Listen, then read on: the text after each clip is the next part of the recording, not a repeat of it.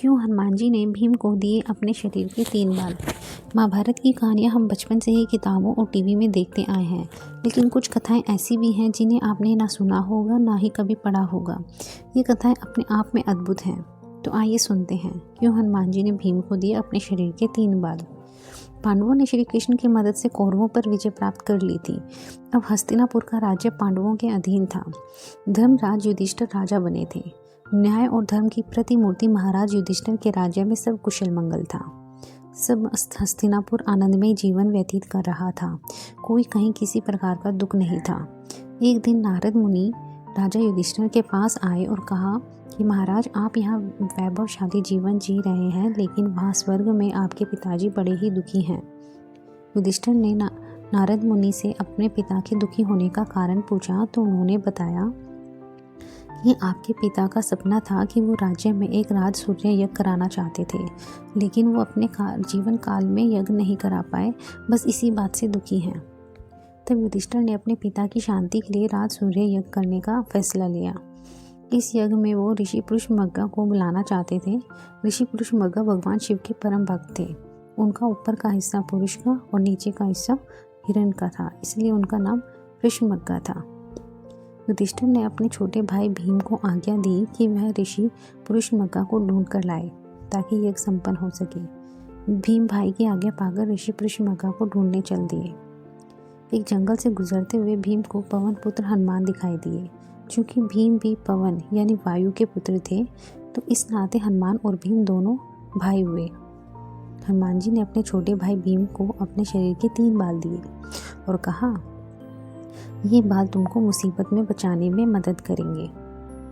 काफी दूर भटकने के बाद भीम ने आखिर ऋषि पुरुषमग्गा को ढूंढ ही लिया। उस समय वे भगवान शिव का ध्यान लगाए बैठे थे। भीम ने जब उन्हें राज सूर्य यज्ञ में चलने की बात कही तो वे तैयार हो गए, लेकिन उन्होंने भीम के सामने एक शर्त रखी।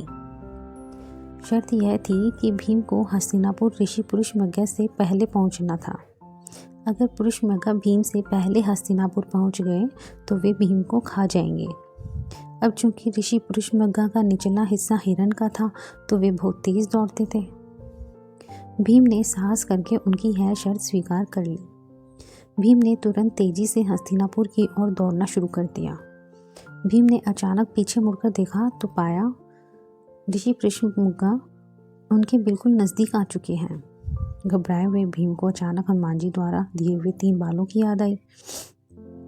भीम ने एक बाल जमीन पर फेंका। तुरंत उस बाल की शक्ति से बहुत सारे शिवलिंग जमीन पर उत्पन्न हो गए।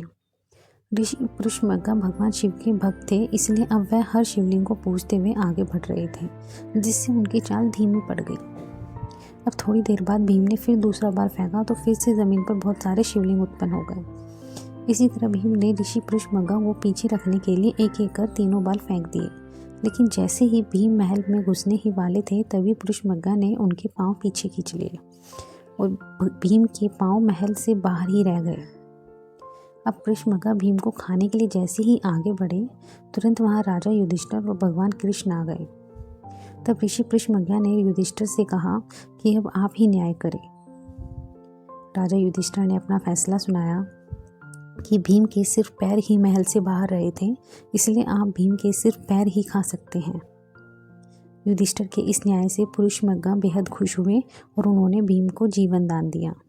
फिर मंगल पूर्वक राज सूर्य यज्ञ संपन्न हुआ और ऋषि पुरुषमग्गा ने सबको आशीर्वाद दिया और फिर वे अपने रास्ते पर निकल पड़े।